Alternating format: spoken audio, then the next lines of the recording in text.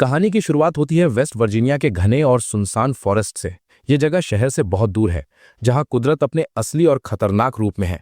हम यहाँ एक यंग कपल रिच और हैली को देखते हैं, जो एडवेंचर के लिए आए हैं। वो एक सीधी चट्टान पर रॉक क्लाइंबिंग कर रहे हैं और उनका मकसद पहाड़ के बिल्कुल टॉप पर पहुंचना है। रिच सबसे पहले ऊपर की तरफ बढ़ता है। वो मुश्किल रास्तों से होता हुआ आखिरकार चोटी पर पहुंच ही जाता है। जब रिच टॉप पर पहुंचता है तो उसे लगता है कि नज़ारा बहुत खूबसूरत होगा, लेकिन वहां उसे अपने सामने एक गंदे पानी का स्ट्रीम दिखाई देता है, जो देखने में ही अननेचुरल लग रहा था। फिर भी अपनी जीत की खुशी में वो खुद के लिए ताली बजाता है और नीचे देखकर हैली को ऑर्डर देता है कि वो भी जल्दी ऊपर आ जाए। नीचे हम देखते हैं कि हैली ऊपर आने की कोशिश कर रही है, लेकिन अचानक उसका पैर फिसल जाता है। वो हवा में लटक जाती है, लेकिन खुद को कंट्रोल करके वो दोबारा हिम्मत जुटाती है और ऊपर चढ़ने लगती है। चढ़ते हुए वो रिच को आवाज देती है हेल्प के लिए, लेकिन ऊपर से कोई जवाब नहीं आता। वो परेशान हो जाती है, क्योंकि अभी थोड़ी देर पहले रिच वहीं था। अचानक उसे अपने चेहरे पर कुछ गीला महसूस होता है। जब वो उसे छूती है तो डर से कांप उठती है, क्योंकि वो खून की बूंदें थीं। इससे पहले कि वो कुछ समझ पाती, वो ऊपर देखती है और रिच की डेड बॉडी को ऊपर से नीचे गिरते हुए देखती है। हैली सदमे में थी कि तभी ऊपर से कोई उसकी रस्सी खींचने लगता है। कोई उसे जबरदस्ती ऊपर उस खतरे की तरफ खींच रहा था। हैली तुरंत अपना दिमाग लगाती है और अपनी रस्सी काट देती है। वो नीचे गिर जाती है और उसे चोट लगती है। जमीन पर गिरते ही वो रिच की लाश को देखती है और रोने लगती है, लेकिन दुख मनाने का वक्त नहीं था, क्योंकि उसे पहाड़ से कुछ अजीब सी आवाजें आने लगती हैं। अपनी जान बचाने के लिए वो अपनी कार की तरफ भागती है, लेकिन रास्ते में बिछे हुए बार्ब्ड वायर में उसका पैर फंस जाता है और वो गिर जाती है। तभी वो मर्डरल वहां आता है और उसे घसीटते हुए जंगलों में ले जाता है। अब हमें बताया जाता है कि इस इलाके में ऐसी घटनाएं होती रहती हैं। न्यूज से पता चलता है कि यहाँ कार्स चोरी होती हैं और लोग गायब हो जाते हैं। कुछ लोग तो यहाँ विचक्राफ्ट और अजीब जानवर जैसे इंसानों को देखने का दावा भी करते हैं। सीन बदलता है और हम रोड पर एक पासिंग कार देखते हैं, जिसमें क्रिस नाम का लड़का बैठा है। क्रिस एक मेडिकल स्टूडेंट है और दूसरे शहर में एक इंटरव्यू के लिए जा रहा है। वो अपने सफर पर निकला ही था कि उसे एक बहुत बड़ा ट्रैफिक जैम मिलता है। गाड़ियां बिल्कुल नहीं हिल रही थी। जब काफी टाइम निकल जाता है तो क्रिस अपनी कार से उतरता है और आगे खड़े एक ट्रक ड्राइवर के पास जाता है। ड्राइवर उसे बताता है कि 5 माइल्स आगे एक केमिकल ट्रक पलट गया है और पुलिस ने रास्ता बंद कर दिया है। अब उन्हें वहां कई घंटे इंतजार करना पड़ेगा। ये सुनकर क्रिस परेशान हो जाता है, क्योंकि वो इंटरव्यू के लिए लेट हो रहा था। वो वापस अपनी कार में आता है और वहां से निकलने का प्लान बनाता है। वो अपनी कार घुमाता है और दूसरा रास्ता ढूंढने निकल पड़ता है। वो कंपनी को कॉल करने की कोशिश करता है, लेकिन पहाड़ी इलाका होने की वजह से उसका फोन डिस्कनेक्ट हो जाता है। फोन की तलाश में वो ड्राइव करते हुए एक पुराने गैस स्टेशन पर पहुंचता है। रास्ते में उसे कई लावारिस कार्स दिखाई देती हैं, जो धूल में ढकी हुई थी, पर वो उन्हें इग्नोर कर देता है। गैस स्टेशन पर उसे एक अजीब सा ओनर मिलता है, जो दिखने में बीमार और रूड लग रहा था। क्रिस कार से उतरकर फोन ट्राई करता है, लेकिन वो डेड था। वो ओनर से शहर जाने का दूसरा रास्ता पूछता है। पहले तो ओनर इग्नोर करता है, लेकिन फिर क्रिस की नजर वहां लटके एक मैप पर पड़ती है। उस मैप पर एक कच्चा रास्ता था, जो जंगल के बीच से होकर शहर जाता था। ये एक शॉर्टकट लग रहा था।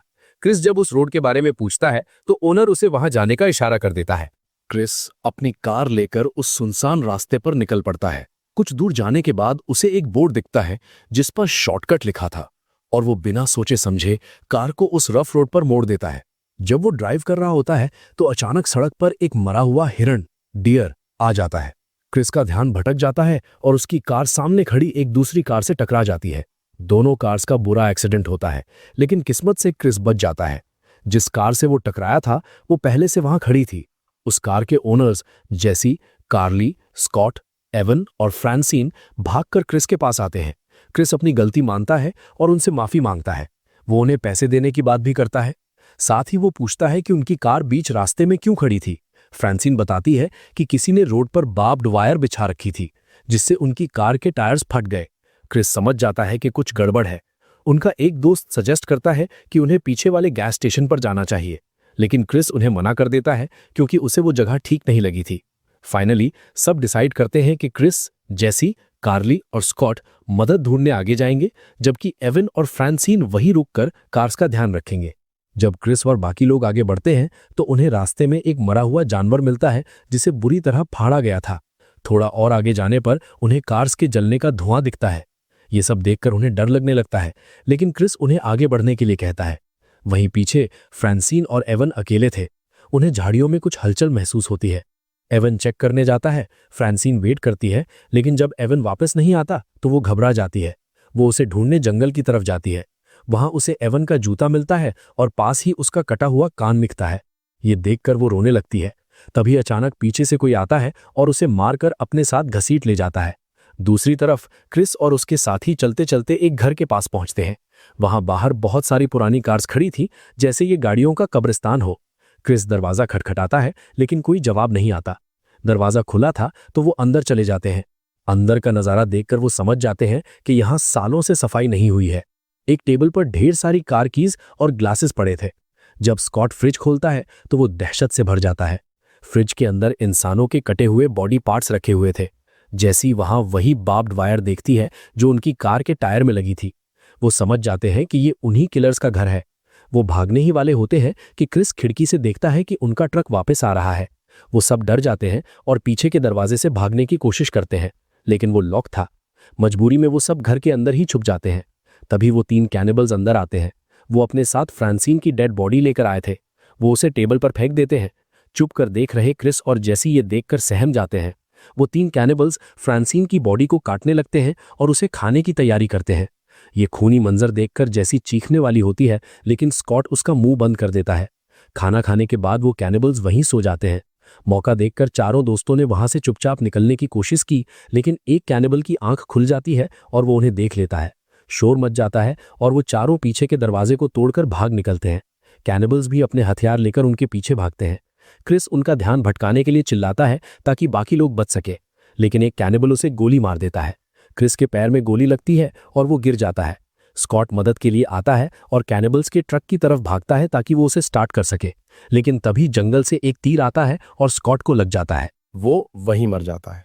अब सिर्फ क्रिस, जेसी और कार्ली बचते हैं, जो अपनी जान बचाकर जंगल में भाग जाते हैं। रात होने लगती है और वो तीनों थक कर एक जगह रुकते हैं। तभी कार्ली को पेड़ों के ऊपर एक वॉच स्टार दिखाई देता है। उम्मीद की एक किरण जागती है। वो तीनों किसी तरह स्टार के ऊपर चढ़ते हैं। वहां उन्हें कोई इंसान तो नहीं मिलता, लेकिन एक फर्स्ट एड बॉक्स और एक पुराना रेडियो मिलता है। जेसी क्रिस की चोट पर पट्टी बांधती है और कार्ली रेडियो पर हेल्प मांगने की कोशिश करती है। अचानक क्रिस को नीचे से कुछ आवाजें आती हैं। वो देखता है कि वो तीनों कैनिबल्स मशाल लेकर उन्हें ढूंढ रहे हैं। उन्होंने उन्हें देख लिया था और अब वो टावर पर चढ़ने लगे थे।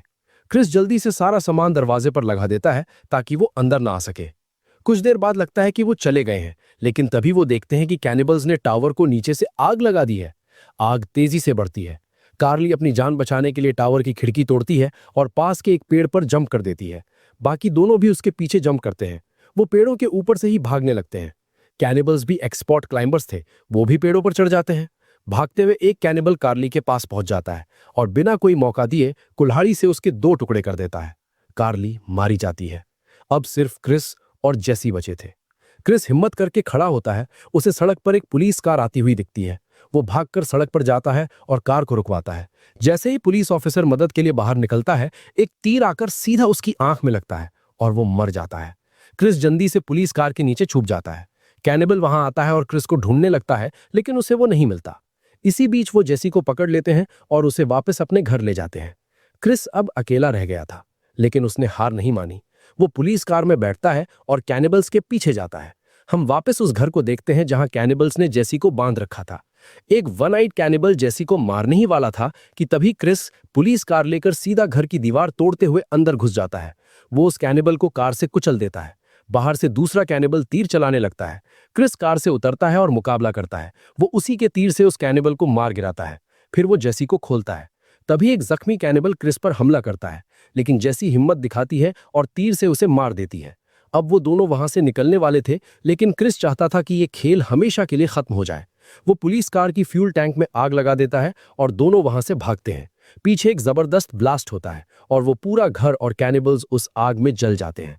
आखिर में हम देखते हैं कि क्रिस और जेसी वापस उसी गैस स्टेशन पर पहुंचते हैं, लेकिन इस बार वो कैनिबल्स का ट्रक चला रहे थे। वो ओनर उन्हें देखकर दरवाजा बंद कर लेता है। क्रिस ट्रक से उतरता है, जख्मी है पर हिम्मत नहीं हारा। वो अंदर जाता है, वो मैप फाड़ता है जिसने उन्हें इस मुसीबत में डाला था, और वापस ट्रक में आकर जेसी के साथ वहां से निकल जाता है। कहानी यहीं खत्म होती है, लेकिन उनके चेहरों पर जो डर था वो शायद कभी खत्म नहीं होगा।